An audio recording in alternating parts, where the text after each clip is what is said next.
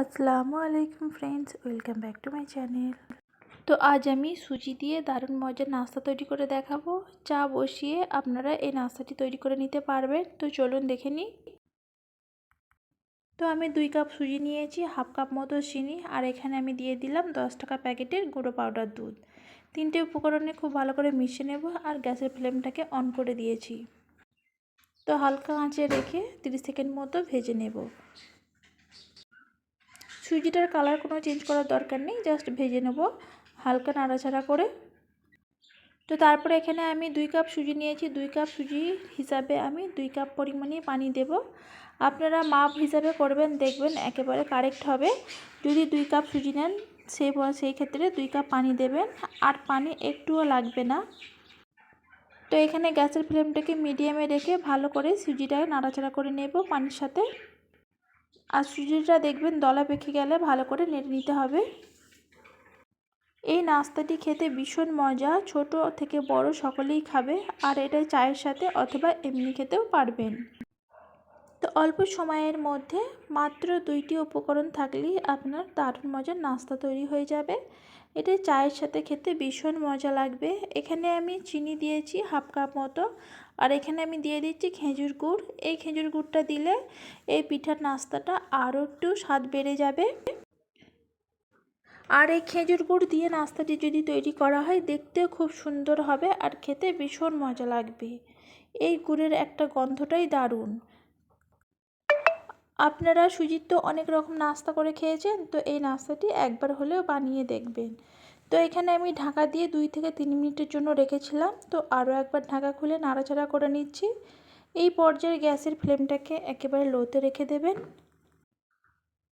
তো এখানে দেখুন সুজিটা খুব সুন্দর একটা ডো আকারে তৈরি হয়ে যাচ্ছে। তো এখানে হালকা গরম আছে, আরও আমি 5 মিনিটের জন্য ঢাকা দিয়ে রেখে দেব।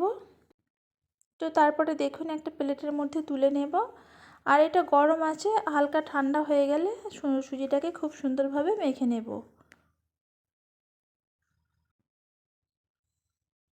তো এই সুজির নাস্তাটি আপনারা এভাবে তৈরি করে রেখে কিছুদিন মতো সংরক্ষণও করে রাখতে পারেন। তো এবারে দেখুন খুব ভালো করে মেখে নেব।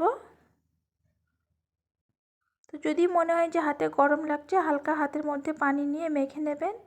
তো এখানে আমি দেখুন একটা সুন্দরভাবে ডো তৈরি করে নিয়েছি।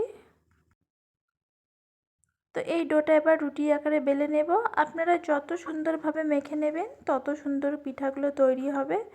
তো ওপর থেকে হালকা হাতে ময়দা ছিটিয়ে নিয়ে এবারে আমি দেখুন একটু মোটা করে রুটিটা বেলে নেব। তো এই নাস্তাটি একটু মোটা করে করব।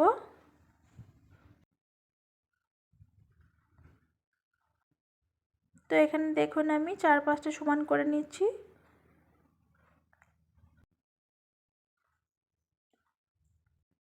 আশা করছি এই সুজির নাস্তাটি আপনাদের কাছে একটু হলেও ভালো লাগবে। যদি ভালো লেগে থাকে লাইক আর ভিডিওটিকে সাবস্ক্রাইব করে পাশে থাকা বেল আইকনটি অবশ্যই ক্লিক করে রাখবেন। আর এতক্ষণ আমার সাথে থাকার জন্য অসংখ্য ধন্যবাদ। তো এখানে দেখুন আমি একটা গ্লাসের সাহায্যে নাস্তাগুলো শেপ তৈরি করে নিচ্ছি। আপনারা আপনাদের সুবিধা মতো নাস্তাগুলো কেটে নেবেন। আর দেখুন আমি একটু মোটা করে নিয়েছি নাস্তাগুলো। তো এভাবে দেখুন নাস্তাগুলো কেটে নিয়েছি, বাকি যে আছে সেটাও আমি তুলে নিয়ে ঠিক সেমভাবেই তৈরি করে নেব।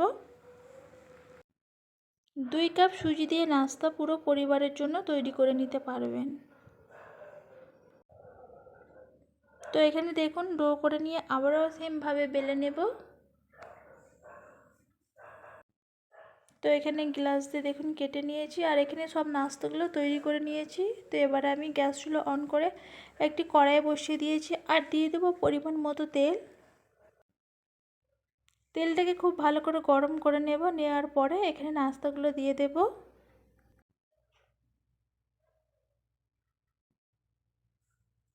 তো এখানে দেখুন নাস্তাগুলো আমি দিয়ে দিচ্ছি। আর এই নাস্তাটি একটু ভাজা হয়ে যাবার পরেই তখনই উল্টাবেন, কাঁচা অবস্থায় উল্টাতে গেলে ভেঙে যাবে। কারণ এটা তেলে দেওয়ার সাথে একটু নরম হয়ে যাবে, তারপরে দেখবেন অনেকটা সুন্দর নাস্তাগুলো তৈরি হয়ে যাবে। তো এই নাস্তাটি যখন ঠান্ডা হয়ে যাবে ওপরটা দেখবেন একেবারে ক্রিসপি আর ভেতরটা নরম। তো এভাবে নাস্তাগুলো আমি উল্টে পাল্টে ভেজে নিয়ে উঠিয়ে নেব। এখানে দেখুন নাস্তাগুলো কতটা সুন্দর কালার এসেছে, আর নাস্তাগুলো ভাজা হয়ে গেছে, তেল থেকে উঠিয়ে নিচ্ছি। তো এখানে সব নাস্তাগুলো ভাজা হয়ে গেছে। আপনারা এই নাস্তাটি সকাল অথবা সন্ধ্যার সময় অথবা টিফিনেও বাচ্চাদের দিতে পারেন। তো ভিডিওটিকে আর বেশি বড় করলাম না, এখানেই শেষ করলাম। আবারও অন্য কোনো রেসিপি নিয়ে চলে আসবো। আল্লাহ হাফিজ।